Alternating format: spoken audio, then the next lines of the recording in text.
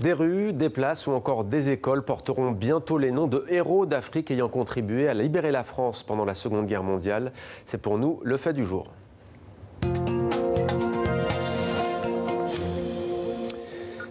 Et avec nous pour en parler, Geneviève Darrieussecq, bonsoir. Bonsoir. Soyez la bienvenue sur TV5 Monde. Vous êtes la secrétaire d'État auprès de la ministre française des Armées, Florence Parly. Alors il y a cette convention qui a été signée hier lors du congrès des maires de France, signature entre le ministère des Armées auquel vous appartenez et donc l'association des élus locaux. L'ambition, quelle est-elle ? Eh bien, tout simplement de pouvoir faciliter les choix des maires s'ils souhaitent faire le choix de donner un nom de rue ou de place ou d'un espace public, de nommer cet espace public au nom d'un soldat, héros, mort pour la France lors de la Deuxième Guerre mondiale et notamment de l'armée d'Afrique. L'armée d'Afrique notamment qui a pris part au débarquement de Provence, qui est parfois oublié mais qui a eu lieu avant le débarquement de juin 1944. C'est pour cette raison que nous avons souhaité, et particulièrement le président de la République, cette année avoir un temps particulier, le 15 août, pour célébrer ce 75e anniversaire du débarquement de Provence. Et le président de la République a eu un discours très fort pour tous ces combattants venus d'Afrique. Je rappellerai quand même qu'ils sont 400 000 à avoir participé à la Deuxième Guerre mondiale, ce qui est absolument très important, et que 40 000 sont restés, ont été tués pendant ce conflit.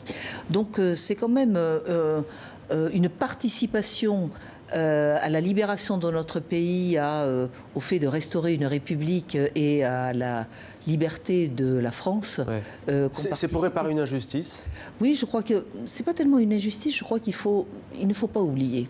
Il ne faut pas oublier que nous avons eu des alliés américains, anglais, canadiens et bien d'autres, mais nous avons eu aussi cette armée d'Afrique qui a été très importante, donc Afrique du Nord, Afrique subsaharienne, et il faut honorer aussi ces grands soldats. Je veux quand même dire qu'il y a 18 de ces soldats qui sont des compagnons de la libération, ce qui est quand même, ils sont rentrés dans le corps des compagnons de la libération, et que 4 d'entre eux sont inhumés au Mont Valérien, en région parisienne, dans ce lieu.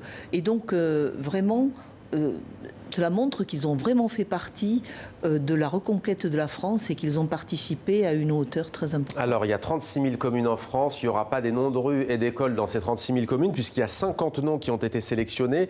Des Marocains, des Algériens, des Mauritaniens, des Maliens, des Nigériens, des Tchadiens, des Centrafricains, beaucoup de pays francophones, bien entendu. Comment ça va se passer, au juste ? Tout, très simplement.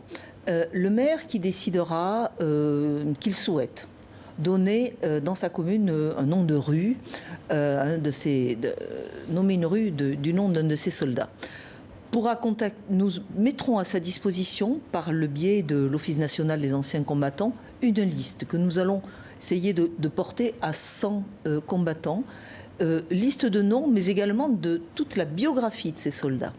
Mais si le maire souhaite donner le nom d'un soldat, parce qu'il connaît l'histoire de ce soldat, il sait qu'il est venu sur son territoire, si ce soldat n'est pas dans cette liste, eh bien, nous l'aiderons à retrouver la biographie de ce soldat et par des études avec le service historique de la défense. Donc c'est mettre nos compétences, nos ressources au service des maires pour les aider à faire ce travail de mémoire. Sans débaptiser une école, il s'agit de nouvelle école ou il s'agit de donner un nom à une nouvelle place ?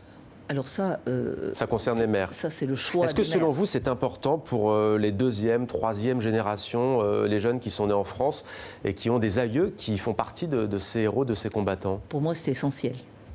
Ces soldats sont des héros qui se sont battus pour la France, qui ont donné leur vie pour la France, pour certains.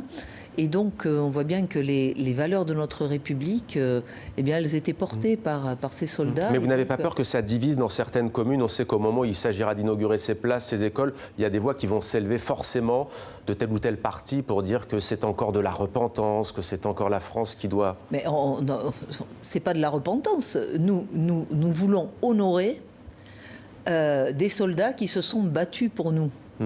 C'est au contraire, c'est un hommage, c'est une célébration, c'est une commémoration, certainement pas de la repentance. On les reconnaît comme des héros. Le président de la République l'a bien dit lors du 15 août, et il a d'ailleurs appelé les maires de France à nommer des rues au nom de ces soldats pour justement que la France puisse rendre hommage à cette grande armée d'Afrique qui est venue à notre soutien. Merci beaucoup Geneviève Darrieussecq, secrétaire d'État française aux armées. Merci d'avoir répondu à nos questions sur TV5 Monde. Merci à vous.